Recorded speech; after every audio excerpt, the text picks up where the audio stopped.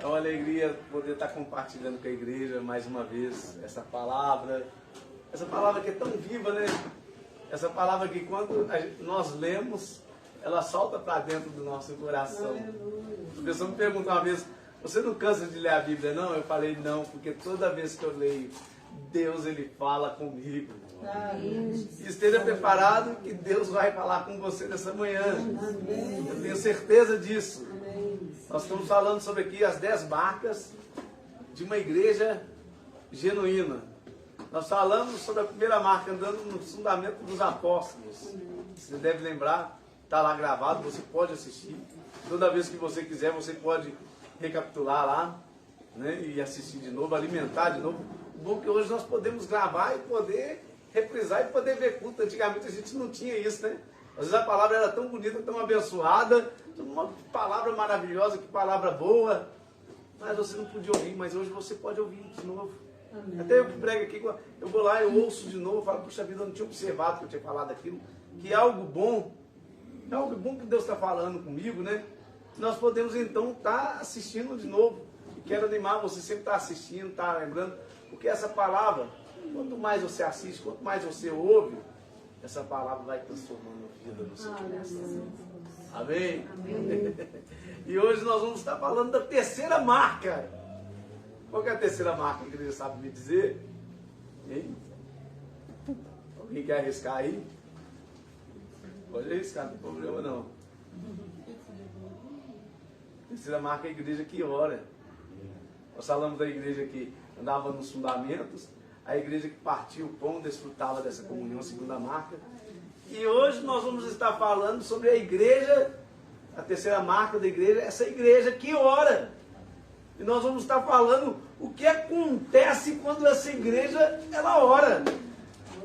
É tremendo, é maravilhoso. Até eu estava vindo para cá, eu estava lembrando uma musiquinha de criança, de escola dominical, de criança. Tem 2 professoras de criança, às vezes tem até mais, né? E elas devem lembrar dessa musiquinha. Eu gosto de música de criança. Quem não gosta de coisa de criança? Eu gosto de ver desenho, eu gosto de rir, eu gosto de brincar, eu gosto de correr, se deixar eu quero brincar de pegador, né? Eu gosto de coisas de criança. E tem uma musiquinha que ela é interessante, vocês devem lembrar comigo, né? Leia a Bíblia. Faça oração se quiser crescer. Leia a Bíblia e faça a oração. E faça a oração, se faça a oração. Leia a Bíblia e faça a oração. Se quiser crescer. Se quiser crescer. Se quiser crescer. Legal, né, meus irmãos? Porque música de criança é repetitiva a letra, né? Leia a Bíblia e faça oração, se quiser crescer. A verdade é que sem oração nós não crescemos. Sem oração nós não desfrutamos da graça desse Deus. Sem oração nós não desfrutamos do poder. Sem oração nós não vemos milagres na igreja. Sem oração nós não vemos vidas se convertendo. Você quer ver vidas entrando pelas portas da igreja? Uma das coisas é você orar, a outra é você convidar, chamar. Gente, o que cresce a igreja não é o pastor, não. O que cresce a igreja são os ovelhos. O pastor também é ovelha. É aquele que está com o coração cheio de Deus. E hoje eu vou levar mais um. Hoje eu vou ver uma vida sendo transformada e curada pelo poder de Deus. E você então começa a orar. Você vê essa pandemia, você não consegue ficar calado, você começa a orar. Deus, essa pandemia tem levado vidas, tem ceifado, transforma a nossa história. Você vê a corrupção da nação, você não consegue só ficar falando mal da nação, não. Você começa a orar, Deus transforma a nossa nação. Meus irmãos, por que a oração do justo? A palavra diz que ela pode muito e seus efeitos. E seus efeitos. Então por que ficarmos calados? Vamos clamar aquele que pode mudar a história. Amém. Que pode mudar as circunstâncias. Glória a Deus. Que pode fazer tudo novo. Aleluia. Vamos clamar a Deus que quando nós oramos, Ele ouve a nossa oração. Ele ouve o nosso clamor, Ele nos atende. Ele derrama essa graça sobrenatural sobre a igreja. Eu tenho certeza, nós vamos Eu não vou falar que nós vamos experimentar, não. Nós estamos experimentando de um avivamento. Amém. Deus vai incendiar o seu coração. É outra coisa. Nós vamos incendiar essa nação com o poder de Deus. Incêndios começam com pequenos focos. Amém. Mas aqueles pequenos focos, ele se torna grande. Amém. Aqui é um pequeno foco incendiando o meu coração e o seu coração. Pelo amor de Deus. E nós vamos ver essa cidade incendiada pelo poder de Deus, pelo amor de Deus. Glória a Deus. Nós vamos ver essa nação incendiada. Nós vamos ver a nossa geração clamando. Nós vamos ver vidas se rendendo diante do Senhor. É por isso que o Senhor ele vem te chamando, leia a Bíblia e faça oração. Se quiser crescer, não só você crescer, mas a obra de Deus crescer através da sua vida. Amém. E o Senhor quer fazer isso. Meus irmãos, eu não quero ser um esquenta-banco, eu não quero ser uma pessoa que fica só pregando, ensinando aqui. Mas eu quero ser aquele que e seja ponte sobre as águas, luz na escuridão, água no deserto. Aleluia. Quantos creem? Quantos querem isso? Eu quero isso na minha vida. Isso que nós vamos ver, esse texto que nós vamos ver aqui, na verdade esses textos eles incendeiam o nosso coração. E eu quero dizer que isso aqui não é só para o dia da igreja lá, né, primitiva, mas é para os nossos dias de hoje. Deus quer nos levar a experimentar.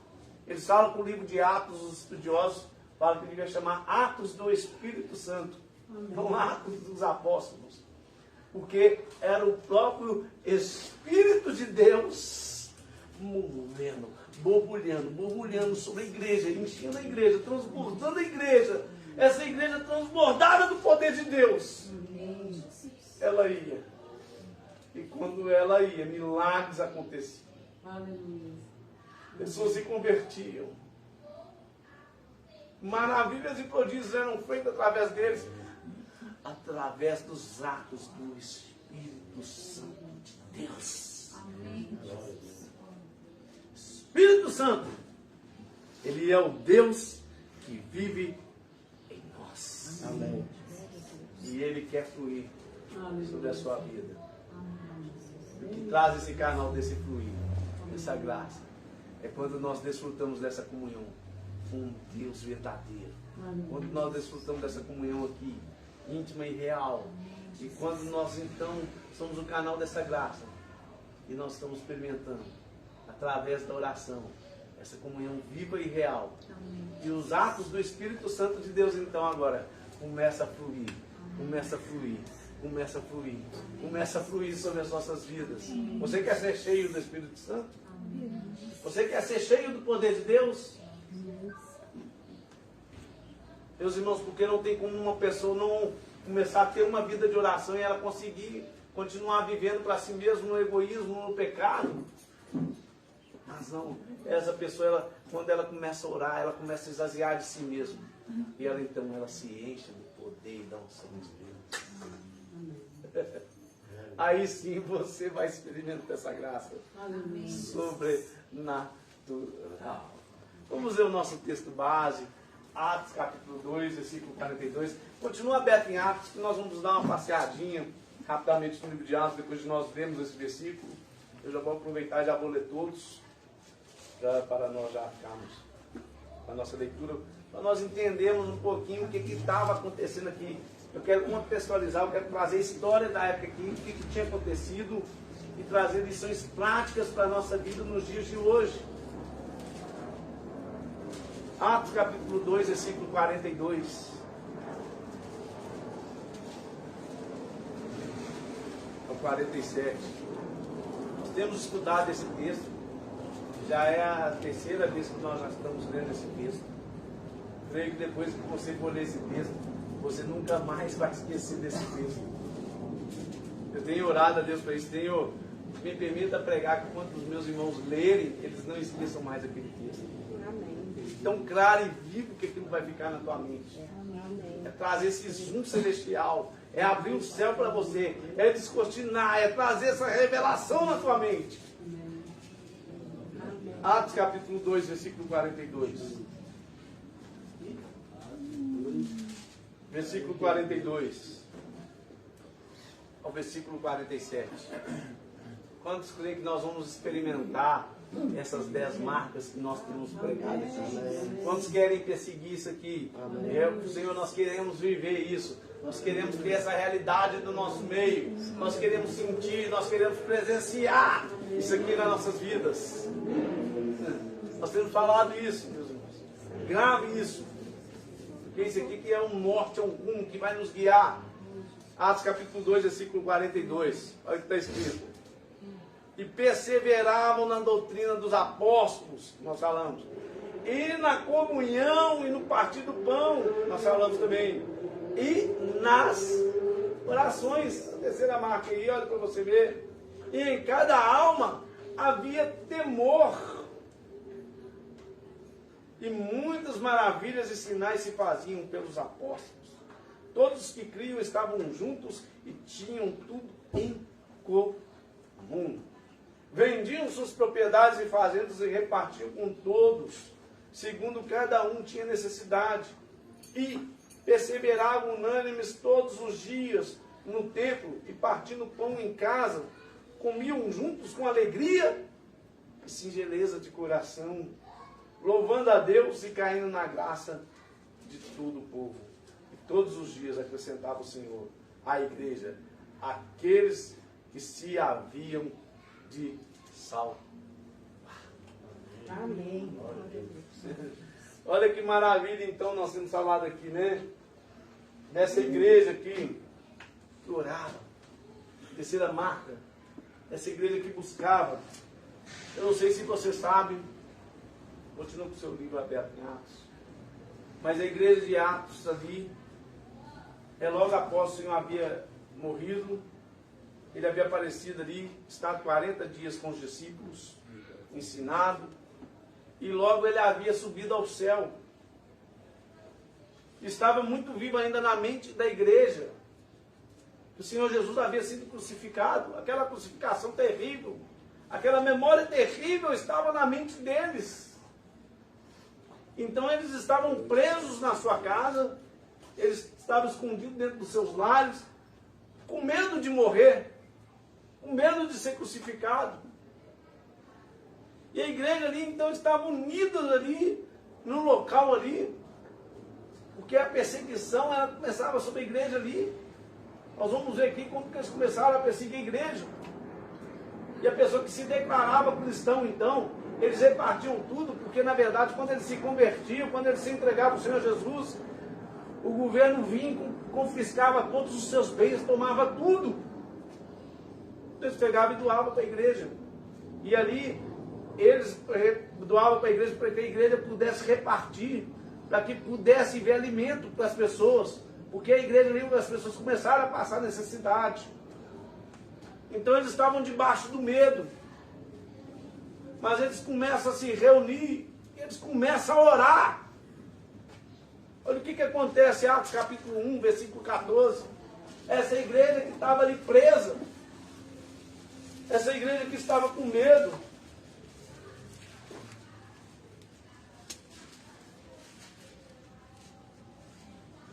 essa igreja que estava escondida. Talvez, quem sabe, você tenha vivido debaixo do medo. Medo do desemprego, medo da solidão, medo de ficar sozinho. Medo. Mas eu quero te dizer que quando você ora a Deus, Deus ele arranca o medo do seu coração. Amém. Ele te enche de fé, ele te enche de esperança, ele te enche de coragem. Amém. Ele te faz um conquistador quando você começa a orar.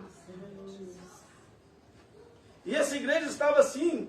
Só que essa igreja começou a se reunir, alguma coisa tem que ser feita.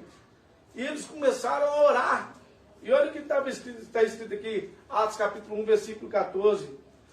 Todos estes perseveravam unanimemente em oração e súplicas com as mulheres, e Maria, mãe de Jesus, e com seus irmãos.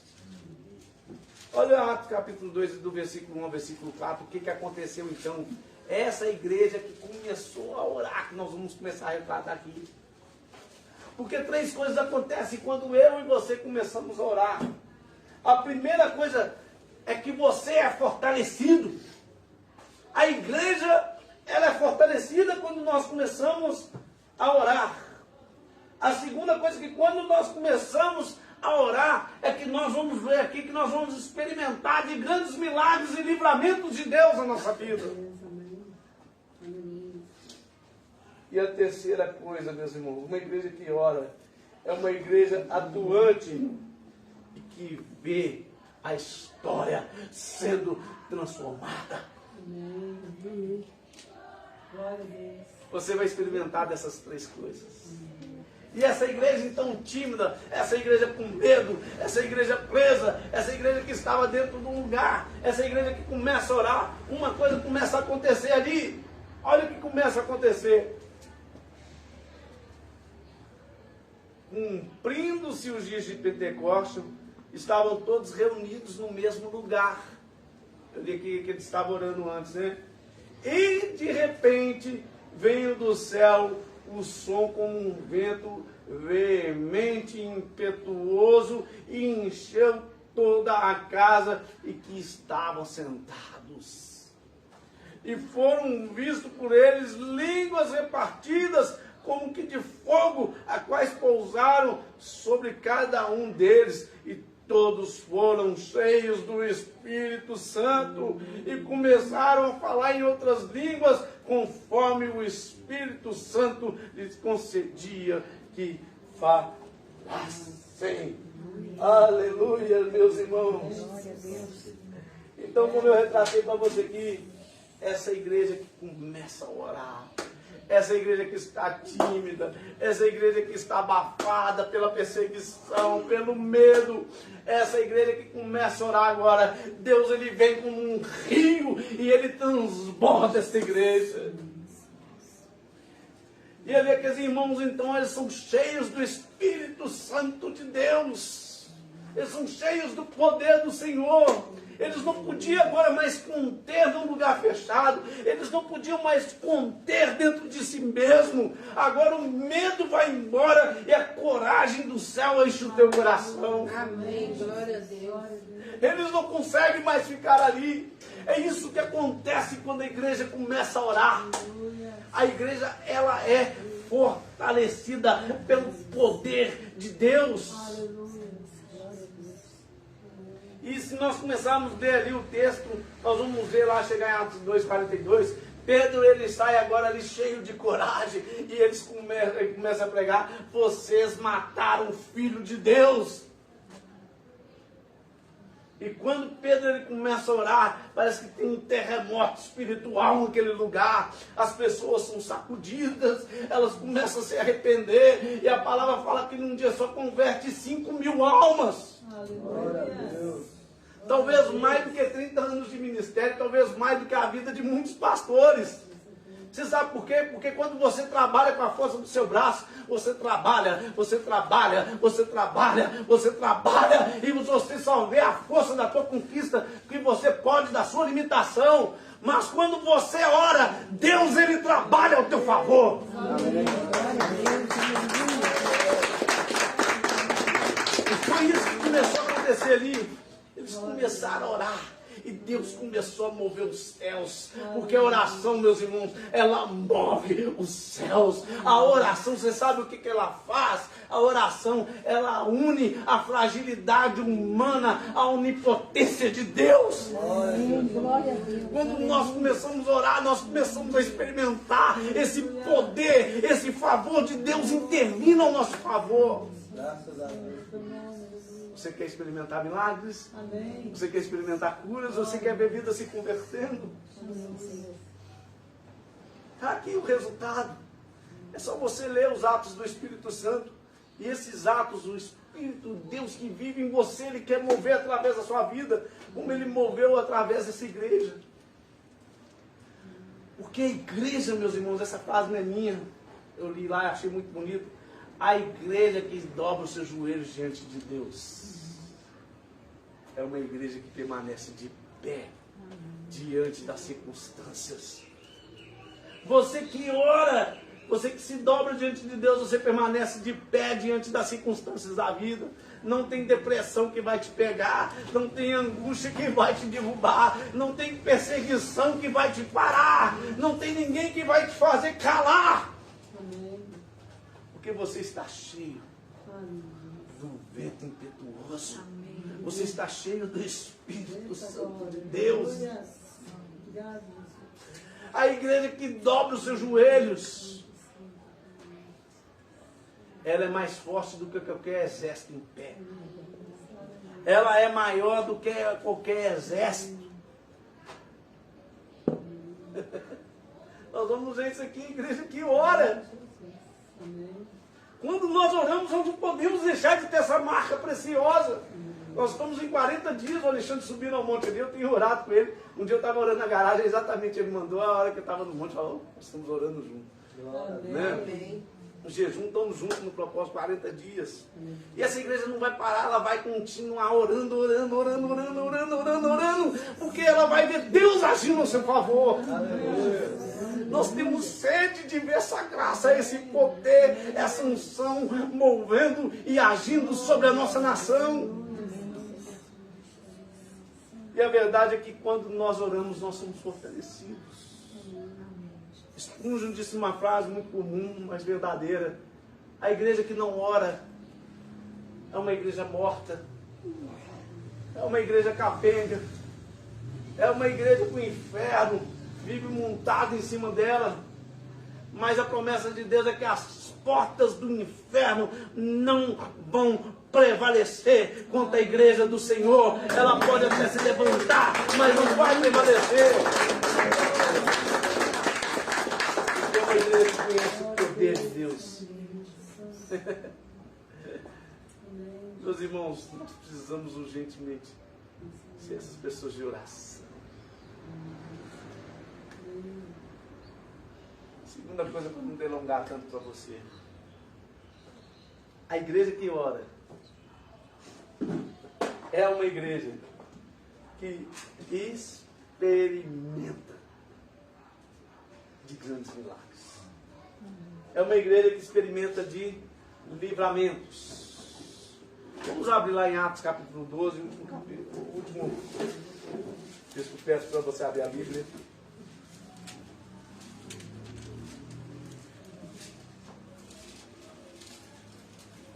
Eu ia ler o texto todo, mas eu vou ler alguns versículos para você, para nós adiantarmos.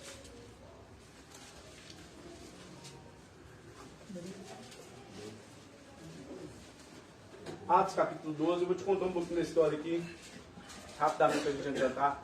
Herodes tinha se levantado para maltratar contra a igreja, porque é verdade que a porta do inferno não prevalece contra a igreja, o diabo não pode fechar a igreja, o diabo ele não consegue contra a igreja, mas ele se levanta para maltratar alguns. E aqui então, ele prende então Herodes, ele prende alguém da igreja aqui, Tiago, e ele mata Tiago, ele vê que sagrada o povo, e ele vai e prende Pedro então. Meus irmãos, eu não sei para que tanta segurança, mas ele coloca 16 pessoas tomando conta de um homem já que talvez já era idoso. Tinha que ter 16 soldados fortes e altamente armados, e ele estava preso em 3 cadeias, para não ser solto mesmo. E o propósito dele, passando a Páscoa, era matar Pedro também, porque Herodes viu que isso agradava o povo. Então decidiu maltratar alguns da igreja. A gente sabe como o inimigo se levanta, às vezes, contra os líderes da igreja para maltratar. Por isso que é importante você orar pelo seu pastor, pela sua igreja. Porque o inimigo está furioso. Nós queremos crescer a igreja, o inimigo quer derrubar. Mas quando eu e você oramos, Deus ele trabalha a nosso favor. E olha o que está escrito em Atos capítulo 12, versículo 5. E quando Pedro, pois, era guardado na prisão, mas a igreja fazia contínua oração por ele. A Deus. Tremendo, né? Eu vou te contar a história desse texto, não ficar lendo todo. Então Pedro havia sido preso, tinha prendido a Pedro lá. O plano de Herodes era matar Pedro. Só que Herodes não contava que esta igreja conhecia o poder de Deus. Olha o que diz aí o texto, eles oravam, eles não oravam só, eles oravam incessantemente. Essa palavra, eles oravam sem parar, eles oravam todos os dias, eles oravam todos os instantes. Pedro estava preso, mas eles não descansavam. Eles falavam, nós não vamos parar enquanto Pedro não for solto daquela cadeia. Nós vamos continuar orando. E Pedro, no seu espírito, ele sabia que a igreja estava orando. Tanto é que quando ele é solto aqui, nós vamos ver, a primeira coisa que ele faz é ir lá no lugar onde eles estavam orando. Meus irmãos, e Pedro estava tão tranquilo ali, que a palavra, se você ler esse texto, diz que Pedro estava dormindo de lado. Só dorme de lado quem dorme o sono tranquilo. Quem não está tranquilo, ele rola na cama, ele não para, ele fica de barriga para cima, ele fica pensando na vida, e fala, daqui uns dias eu vou morrer, daqui umas horas, eu vou passar um sofrimento terrível. Mas não, Pedro ele deitou de lado, ele descansou, porque Pedro tinha uma promessa do Senhor Jesus, que ele ia ficar velho. Ele fala, eu tenho uma promessa do meu Deus que eu vou ficar velho. Então para que eu estou preocupado? Eu estou deitando de lado aqui, eu estou dormindo tranquilo mesmo, porque eu sei que a igreja está orando e meu Deus vai trazer um livramento tremendo. E Pedro então permanecia de lado, tranquilo, orando, e ali dormindo, e a igreja orando incessantemente, sem parar. Nós vamos ver o milagre de Deus. E essa igreja ora, ela ora. E o sonho de Herodes então era matar Pedro para que o nome dele crescesse mais ainda, ele ganhasse mais popularidade. Só que o contrário acontece. O anjo de Deus, ele vai lá e ele rompe as cadeias, ele quebra as cadeias. Aqueles soldados, as portas das cadeias saem abertas, sendo abertas, aqueles soldados guardando lá, a cadeia lá, e Pedro sai passando por eles não vê Pedro ali, né? E Pedro passa pelo primeiro portão, passa pelo segundo, e quando ele passa pelo portão da rua, ele está lá na rua, ele dá conta que ele não está sonhando, porque ele achava que ele estava sonhando. Ele cai em si que o anjo havia libertado. Meus irmãos, que reboliço deve ter sido depois, quando aqueles soldados ali descobrem que Pedro não estava na cadeia. Que Pedro havia sido solto. As cadeias estavam abertas. Mas como a gente estava guardando aqui, como é que nós vamos falar para Herodes agora? Não tem como falar. O que nós vamos explicar aqui para ele? O anjo do Senhor havia libertado a Pedro. E como eu disse, o contrário acontece. Pedro é solto e Herodes é morto.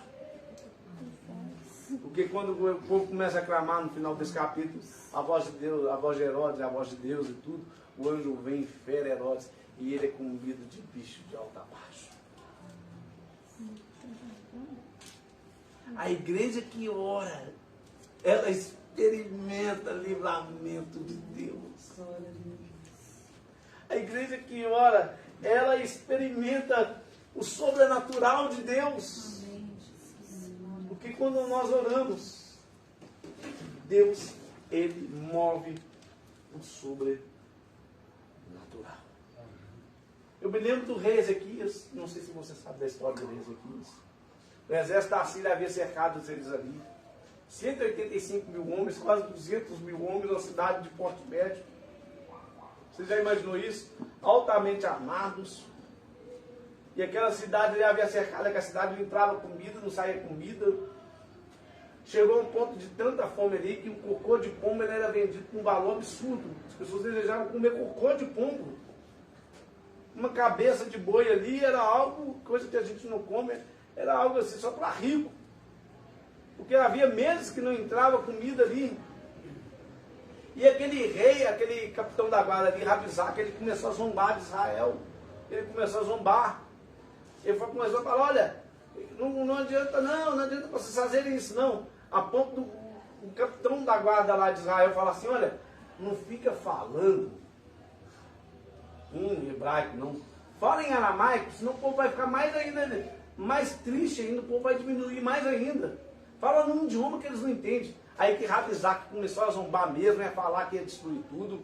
E ele começa a falar, olha, não adianta você confiar nesse Deus não, porque o Egito já confiou nesse Deus, nós destruímos. As outras nações já confiou no seu Deus, e Deus também já destruiu. E não adianta você confiar nesse Deus aí não, que eu vou vir e vou destruir tudo.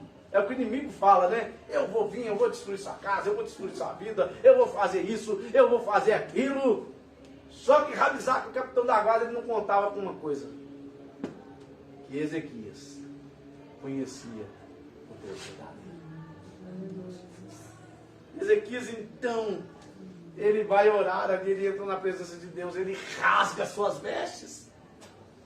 Diante de Deus, ele fala assim, é verdade que as outras nações confiaram nos deuses delas, e a Síria veio e destruiu tudo, acabou com tudo. Só que o Deus deles não era o Deus verdadeiro. O Deus que eu sirvo é o Deus verdadeiro, o Deus que criou os céus e a terra. Eu sei que o exército deles é grandioso, é mais de 10 vezes maior do que o nosso, nós não podemos contra eles, eles estão altamente armados, e se não for o Senhor intervir ao nosso favor, eles vão acabar com tudo mesmo. Mas nós cremos que nós servimos um Deus vivo e real, que cuida do seu povo.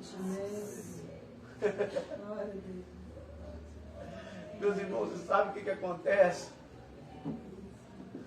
Deus da estratégia, ele desencher cântaro e tocar a buzina. E quando eles fazem isso, o exército inimigo lá, da Síria, vê um grande exército vindo. Eles têm uma ilusão, sabe? Eles falam, nossa, eles contrataram o povo do Egito, esse fogaréu que está vindo todo aí, é o povo que está vindo, vai acabar conosco, vão nos matar, não vai sobrar ninguém. E eles começam a ver um som de estrondo, de trombeta enorme, e eles tentam correr, eles tentam fugir, e quando aquele exército vai fugir, a espada de um começa a fincar no outro, e eles mesmos se matam. A ponto de quando chega no exército, ali vai ali os leprosos ali, quando eles chegam ali, eles só verem corpos mortos do exército do inimigo. O inimigo pode levantar estratégia contra você. Ele pode vir para destruir a tua casa, mas a verdade é que a estratégia que ele levantar vai servir contra ele mesmo.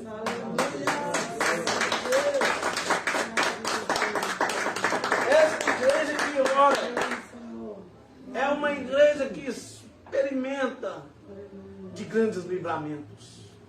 Quantas vitórias você já teve de joelhos? Quantas vezes nós oramos e nós vimos Deus mover o nosso corpo? Me lembro da igreja batista que eu frequentava, Unidade de Fé. Deus falou que Ele nos dá aquele prédio. Na época a igreja dava R$300 de dízimo e a igreja, o aluguel era R$800 e mais ainda. Tinha 13 anos que não tinha planta na prefeitura naquele lugar. E Deus falou comigo, eu falei com o meu irmão, pastor Rony, falou, olha, vamos orar em volta aqui, Deus vai nos dar esse lugar. Ele falou, mas só entra R$300 de dízimo. Eu falei, não sei, mas Deus mandou a gente marchar. Né? E nós marchamos ali 5 dias orando por aquele lugar. E procuramos o dono do imóvel. O dono do imóvel falou, olha, esse imóvel está embargado, não paga IPTU, tem 13 anos que não funciona. Mas se vocês conseguirem arrumar a documentação, meus irmãos, nós arrumamos toda a documentação, arrumamos tudo. Tiramos mais de 4 caçambas de entulho daquele lugar. Né? A Adriana, quando parou lá, era tão feia, ficou chorando, parecia a casa do Mazuléu. Né? Era mais feio ainda. Aí o que acontece? Sabe o que aconteceu? Deus nos colocou ali dentro. Nós não conseguimos pagar o aluguel durante 1 ano. O dono do imóvel nos procurou, nunca viu um trem dele, falou, olha, eu sei que vocês são honestos. Fica tranquilo. Porque eu sei que vocês vão começar a me pagar aluguel e vão pagar todos atrasados. Você já viu um trem desse? A pessoa não precisa fazer isso. Deus faz. O que aconteceu é que nós pagamos depois todos os aluguéis atrasados. Deus abençoe a igreja. Acertamos tudo. E não ficamos devendo nada. Amém. A igreja, quando ora, ela experimenta desse milagre. ela experimenta da atuação de Deus, ela experimenta do sobrenatural. Falando aqui para você, a igreja que ora é uma igreja atuante no seu tempo e vê a história sendo transformada. Se você estudar sobre a história de qualquer avivamento, eles tinham duas coisas em comuns: profundo zelo pela palavra de Deus, e a outra coisa, uma vida de oração intensa. Se você estudar sobre o movimento da Rua Azusa, que é uma rua que tem lá nos Estados Unidos, eu não lembro qual cidade agora, mas eu sei que é uma rua de um porto, e ali havia sido uma igreja metodista. Aquela igreja pegou fogo, deixou de ser igreja e passou a ser um estaleiro ali de navios de guardar mercadoria. Aquele lugar todo queimado, todo feio. Mas décadas depois, mais de 20 ou 30 anos depois, começou a ir ali um homem chamado Willie Summer, filho de escravo, preto, cego, caolho e analfabeto. Não sabia ler. Mas era um homem que mergulhava na graça e no poder de Deus. E o William Summer começou a ir naquele local orar. E ele orava. E pessoas então começaram a ir ali com ele orar. Porque aquele lugar também havia deixado de ser um estaleiro agora de guardar mercadoria e havia se tornado um lugar abandonado. Meus irmãos, sabem o que começa a acontecer?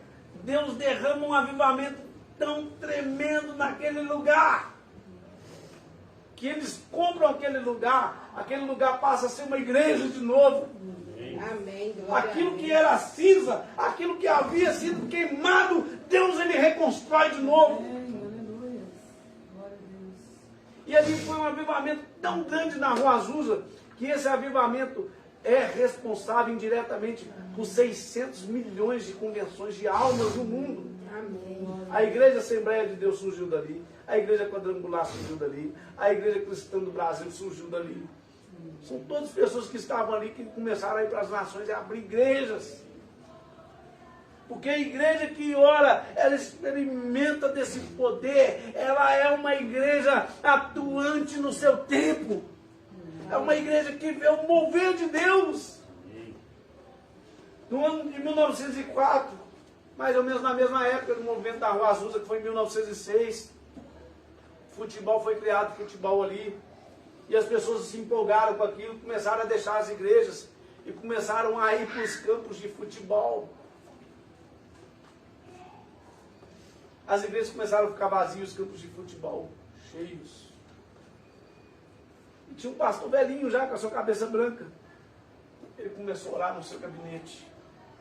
E ele orava, a oração dele era assim: Senhor, dobra a minha vida. Senhor, dobra a minha vida. Senhor, dobra a minha vida. Senhor, dobra a minha vida. E um dia aquele senhor, ele esqueceu a porta daquele gabinete aberto e entrou um jovem ali e viu aquele pastor de cabeça branquinha orando, que a igreja estava vazia, e ele orava, ele falava: Senhor, dobra a minha vida. Na hora que aquele jovem vê aquele pastor ali, idoso, orando, ele incendeia o seu coração, ele entende que quando ele estava orando, Senhor, dobra a minha vida, ele estava orando: Senhor, levanta outras pessoas em oração para mudar a história dessa igreja que está vazia. E aquele jovem sai tão impressionado ali, ele compartilha com estudantes ali na faculdade de Oxford, ele estudava, e ele levanta o movimento de Oxford ali, e foi um avivamento tão grande que 10% da Europa se converteu. Deus abalou o continente, e os campos de futebol começaram a ficar vazios, e a igreja cheia. Porque a igreja que ora, ela é uma igreja atuante, ela é uma igreja que vê Deus mudando a história e as circunstâncias. Meus irmãos, nós estamos começando um ministério mês que vem, um ministério de intercessão, faça parte, não fique fora. Eu estou preparando uma postura tremenda. Quando a igreja não ora, tem o primeiro capítulo, eu já escrevi lá a importância da oração. Eu estou começando a escrever agora sobre transformando a história através da intercessão. E a história pertence aos intercessores. Amém. Você pode mudar o curso da tua história. Essa aqui é ser uma igreja que se reúne aqui, ou que vai para uma loja lá, fica 30 anos. Não quero discutir que a igreja que não cresce, não. A igreja que não cresce, fica 30, fica 40 anos. E nós começamos a nos perguntar o que eu posso fazer para a igreja crescer. Nós deveríamos fazer outra pergunta. O que tem impedido dessa igreja crescer? Uma das coisas que impede a igreja de crescer é quando essa igreja não ora. Quando essa igreja não busca. Porque uma igreja que não ora é uma igreja morta. É uma igreja capenga. É uma igreja que anda arrastando. E se você crê nesse ministério, Deus não tem chamado você para viver assim. Amém. Mas tem te chamado para você fazer parte da história dessa igreja. E atuante. Que vê Deus mudando a história através do poder da oração. Quantos querem ser essa igreja? Uma igreja que ora, meus irmãos. É uma igreja que vive na dependência de Deus. É uma igreja que experimenta uma fé viva. A igreja que ora é muito mais do que uma igreja de 4 paredes, como nós vimos. Mas é uma igreja, isso não tem você, se move. Se move no poder de Deus. Você quer ser uma igreja de 4 paredes? Nós vamos falar isso no acampamento. Você quer ser essa igreja que vai. Essa igreja madura. Essa igreja que gera frutos. E essa igreja que experimenta os sinais. Eu disse, glória a Jesus.